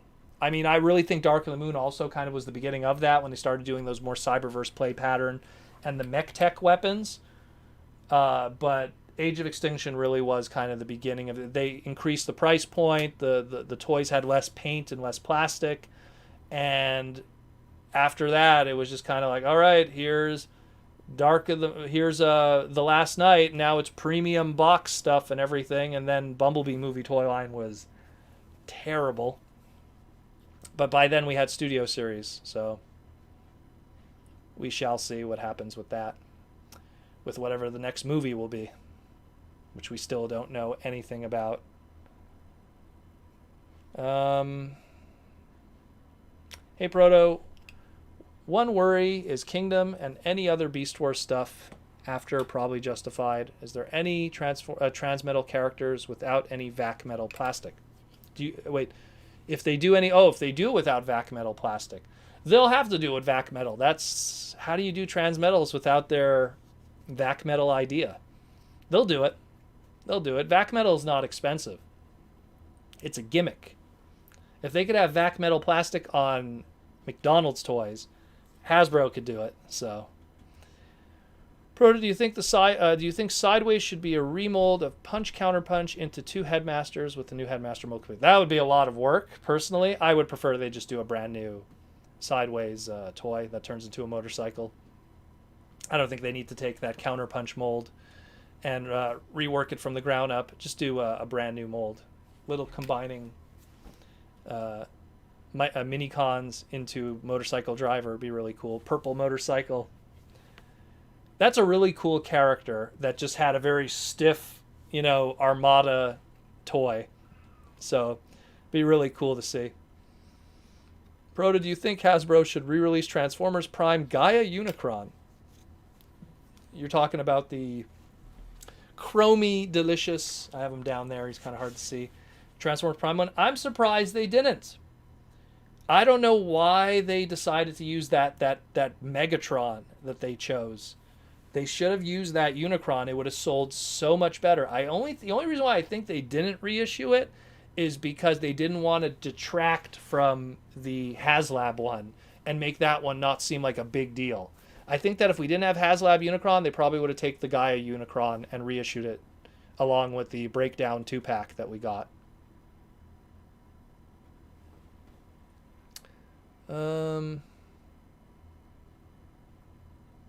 Where are we at? I'm completely lost. There's so many questions. Hey Proto, do you think we will get Star Saber in 2025? While it would be very appropriate, I hope we get him sooner. I hope we get a Star Saber. The only thing I worry with Star Saber is just his trademark, because I remember that Hasbro a while back, they had plans to call Wing Saber Star Saber. And then they changed their mind at the last minute because they didn't want to confuse it with Star Wars. Lightsaber, Star Wars, Star Saber. So they called him Wing Saber. And then when they were going to do a little PVC figure of the robot heroes of Star Saber, they were going to go with Victory Saber. Just because it would be easier that way. Call him Victory Saber. And that never got released and the trademark never got used ultimately in the end. So if we do get Star Saber, I really hope they just use Star Saber as a trademark. But we'll see what happens with that. Still a long way to go until we get Star Saber, in my opinion. As much as I love him, he's one of my favorite characters. Proto, which Transformer wins the you-know-what Hogan Award of 2020? Plenty of fans, I could say that, but a Transformer character? I don't know. They made Windblade kind of whiny the first half of Cyberverse, no? I wouldn't call her that, though. That C word. But they made her kind of whiny. I don't know. I can't count IDW stuff from the James Roberts run because that's not 2020. I don't know. I'll go with Windblade just because it happened kind of during that time. And I don't hate Windblade. Don't get me wrong. She was just kind of naggy at one point. Does durability of some of these newer mainline figures worry you? Black Arachnia seems very fragile. Well, it's the durability issue that I have is the plastic that's used, which is SABS plastic, which unfortunately I worry about the long-term repercussions of it. This guy right here is a prime example of SABS, and already this is starting to give. It's already getting a little loose. So I worry about SABS. Oh my God, it's not even sticking well. I worry about SABS in the future where pure ABS, these oh, there goes the weapon. But these guys are tough. These guys are really tough. Oh, let me get that weapon. But yeah, it's a different time, different plastic, different era. It's one of these things we're going to find out, unfortunately, in a couple of years, the long-term repercussions. We have a super chat from the Axe in the Head. Thank you again, Axe. You are an amazing body spray. Speaking of Long Rack, if he got a masterpiece, the giraffe, just for laughs, like he got to be a full-size giraffe, food for thoughts. Well, if he was a masterpiece, first of all, I wouldn't want him to be a full-size giraffe because he would be huge. But I would hope he would have his tongue gimmick. I hope they would really make it like really like. Bleh. There's a old Street Sharks toy called Moby Licks, where he has a gimmick where you move a lever in the back of his neck and his tongue goes all over the place.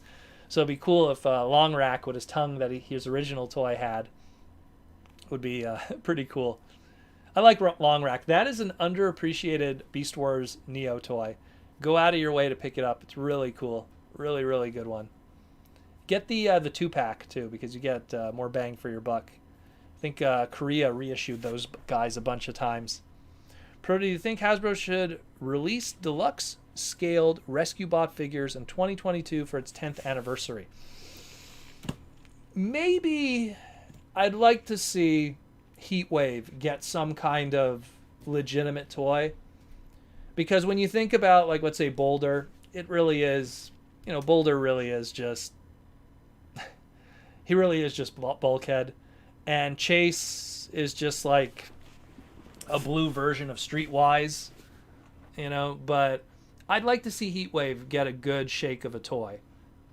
And I guess maybe like female Whirl, if they ever get around to it, like do a proper female Whirl, nice design and shape, instead of like the actual toy that's just a block. Those would be cool to see. Those would be cool to see. I mean, even like Blades. I mean, he technically is like Alpha Bravo. Like so many of the others kind of real, or even like the actual G1 Blades. Like some of those rescue bots really kind of are just like they're SPs of the actual ones, like facsimiles. Hey Proto, I'm taking a visit to the local Target tomorrow to get a second thrust. I saw it earlier today. I have to go with my brother. It broke at the waist. What? Well, that just shows how strong these guys are in comparison. No broken waist on these guys. And this is, man, what year was this? What year was this? I forget what year it was. I think it was the last year. This is already got to be like 6 years old, this one. And that one's breaking at the waist. Man. Proto, do you think Hasbro should release... Okay, I already saw that one. Sorry about that. Proto, I'm taking a visit to local Target. Saw that one. Proto, if you were to give the Hogan Award to one of the TF writers... I don't know what that story with that is. They could take Drift. Oh man, we have 11 minutes left, guys. 11 minutes left. 11 minutes left, and I'm going to take a sip because I've been talking for 2 hours straight.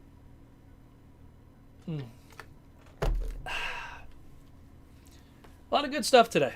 A lot of good stuff today. I'm just going to do a quick little plug. Symbiote Studios. Be sure to check out their crazy ass stuff, especially their plush. I love those plush. I suggest Bumblebee because he's the best. Sandra wants to know. Super chat, Sandra. Thank you, Sandra. What is your favorite Transformer design? Anything from Ox Studio, the Obari crew. They released an amazing book. Let me get it. Where's my Obari book? Grab my Obari book. There we go. Visual Works, Transformers. This is the Studio Ox style. Very pronounced style. Look at the Galvatron. See how the head, the crest is and everything. Studio Ox has always been my favorite style. I was talking about it recently when we were talking about the thrusting of the pelvis. But I love the way they draw Rodimus. I love the way they draw most of their characters. Just it's gorgeous. And that kind of style and design for the Rodimus specifically, the Studio Ox Rodimus. Let me just pull up a nice Studio Ox Rodimus design. Let me see a nice one. So many nice ones. I don't know which one to pick. One sec. There's some really good ones here in the black and whites too. Galvatron. There we go. Look at him. Studio Ox Rodimus. They did a third party. It was DX9. Carry. It was based off of this design. Easily my favorite design of a Transformer. Studio Ox Rodimus. And in the close second place is obviously Fleur Deary's Movie 86 Hot Rod. Just it's a classic, which they made a beautiful statue of, which still is the best 3D representation of Hot Rod, in my opinion. Super show accurate, super movie accurate. The little boosters on the back. One day we'll reach that perfection. One day. When, I don't know. When, I don't know. But thank you for the question, Sandra. Proto of Kingdom does well. So far it is. Do you think Hasbro is smart enough to avoid Beast Machines in the future? Beast Machines was the only time in Hasbro's history that they lowered the MSRP because stuff didn't sell well. They did Beast Machines Basic Class, which, if I remember correctly, let me pull out my chart here. Let me pull up my chart, because I always keep my little price chart from throughout the years. Here we go. So, in Beast Machines, the Basic or Scout class was $7 or $6.99, and sales were so bad for that price point that when they did Robots in Disguise in 2001, they lowered it to $5 instead of $7. And what's funny about that is because in Beast Machines there was an Obsidian toy that was green, and then they took that same Obsidian toy and they put it in Robots in Disguise and they gave it that cow color, and it was $5. So it went $2 down, and it was the only time in Transformers' history that the price point went down. And that's because Beast Machines sold that badly. The dreaded blue box back in the day. They wanted to get rid of the blue and bring in the red. And that was the red boxes of Robots in Disguise. Not red as in robot enhanced design.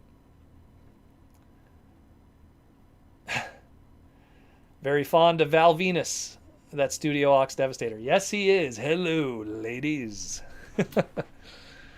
Proto, do you think we will get Star Saber anytime since he had an MP? Well, that's the Japanese market, though. That's one thing you have to understand. Everything that's done in the Masterpiece line is made for the Japanese market. Anything we get from the Masterpiece line over here is a blessing.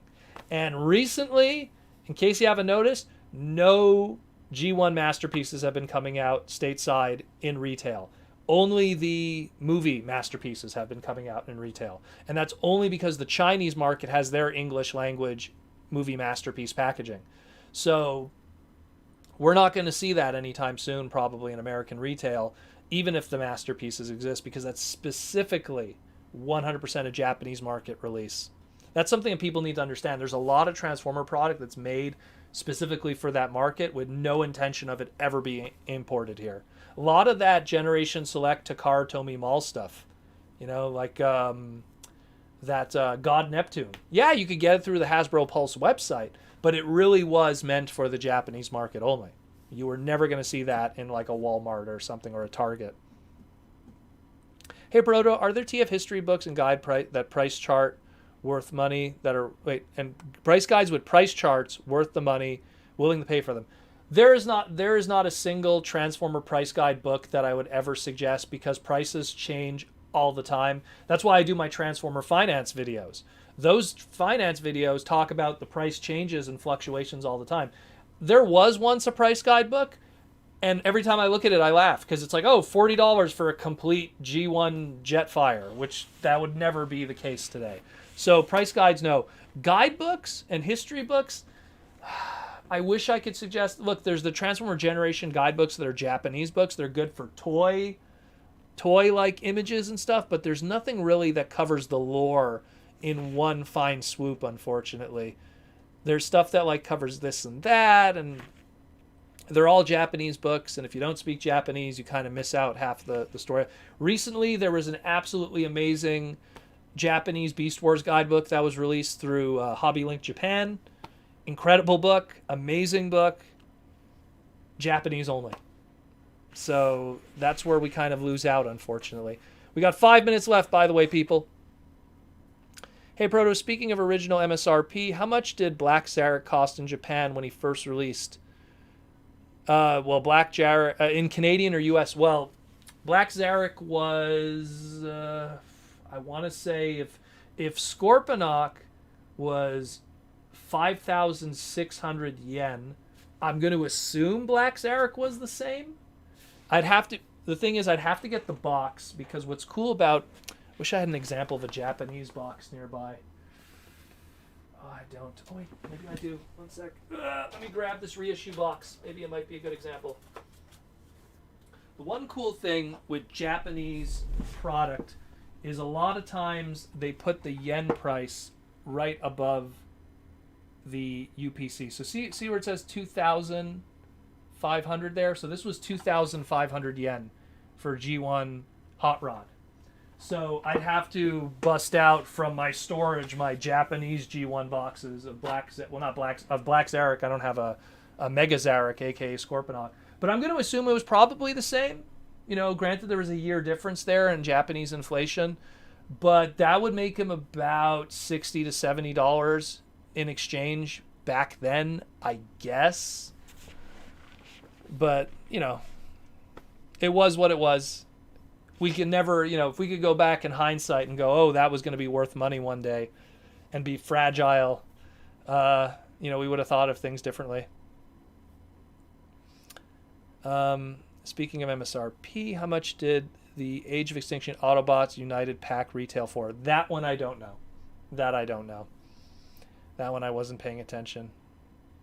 Hey Proto, G.I. Joe crossover with G.I. Joes as headmasters. Why wasn't it done?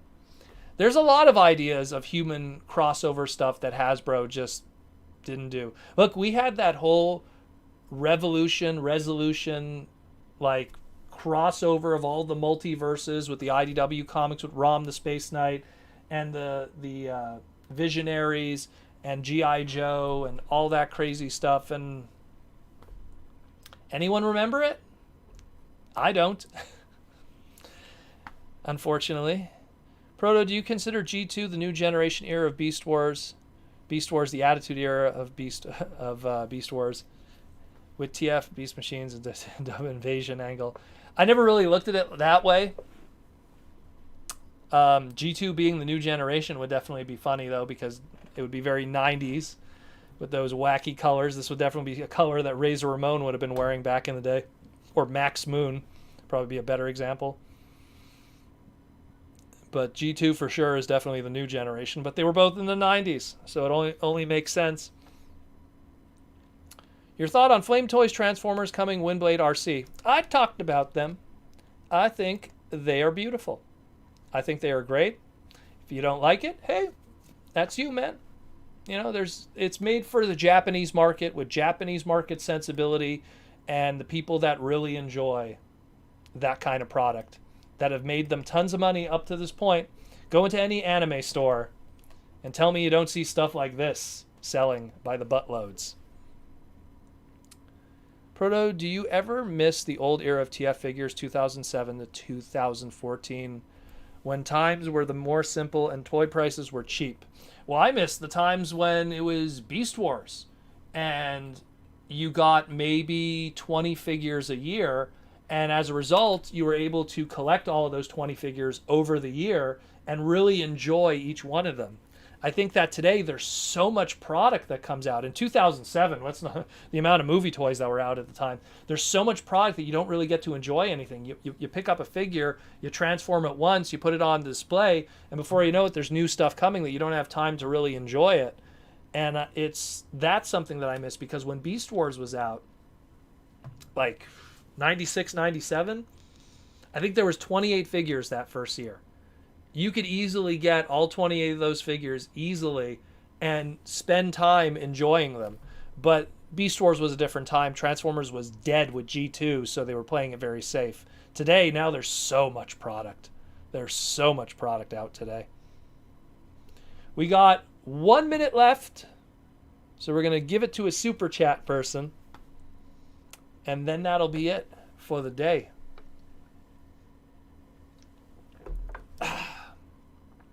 But yeah, going back to what I was saying, I miss when there was less. Less is more. Makes you enjoy it more. That's what I always say. It makes you appreciate what you have. It's the secret to why Beast Wars as a show was so successful, was because it was a smaller cast, so people were able to hyper focus on the characters as individuals and enjoy it better. But I mean, man, like, there's so much product now that, like, look, I'm able to do a daily podcast because so much stuff is being revealed and showed off every single day. Every single day there's something new coming out. Like, there's always like that kind of stuff just pouring out over and over and over, and it's absolutely nuts. And at the same time, while hey, it's great because it gives me content to talk about with you guys, it's also a lot of stuff. Like, a lot of the stuff that I talk about on the podcast, like, I wouldn't be able to buy it all, And our last super chat question of the day is from Sandra, is who's the Transformer character you absolutely hate? I think there's only one character that I don't want to say hate, because hate is a strong word. I kind of dislike Night Scream from Beast Machines, only because his toy wasn't good. It was very fragile. It was out of, like, number one, his toy was fragile. Number two, it was a leader class that was out of size with everyone else, so he doesn't work with your collection of Beast Machines toy. Number three, his design in the show is ugly. He had that weird bat face and the weird hair part like this. Like, what Transformer has ever had that? It was very weird. Very, very weird. But he's the only one, because I don't hate Wheelie. I like some of the other characters that people usually rag on, like Wheelie or Hotshot in Armada, or trying to think, or Daniel, even some of the human characters. I don't hate them, but like I found Night Scream was like this combination of a lot of stuff, a combination of a lot of different things.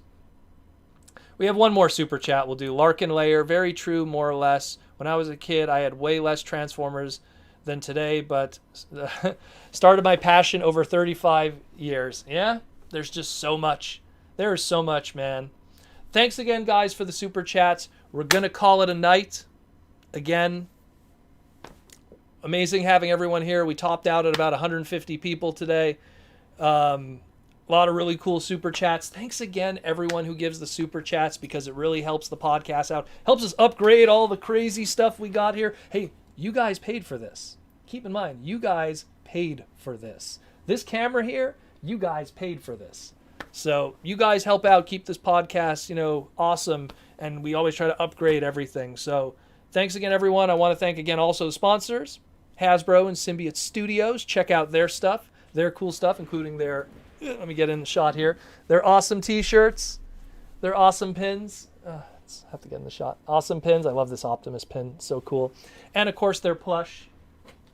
Yo, baby, yo. How you doing? But yeah, thanks again, everyone, for coming.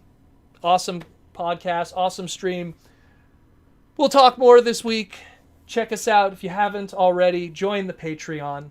Patreon.com/Protoman. The link will be in the description in the replays, if not in the descriptions of every other segment of the podcast. Join us on the Patreon. Help support the podcast. You get to join us with all the cool stuff. We have a Patreon Discord that is exclusive to the Discord where we share sales and all kinds of stuff. All the secret little stuff that goes on in the fandom behind the scenes. But otherwise, thanks again for coming. And as always, like I say, roll out.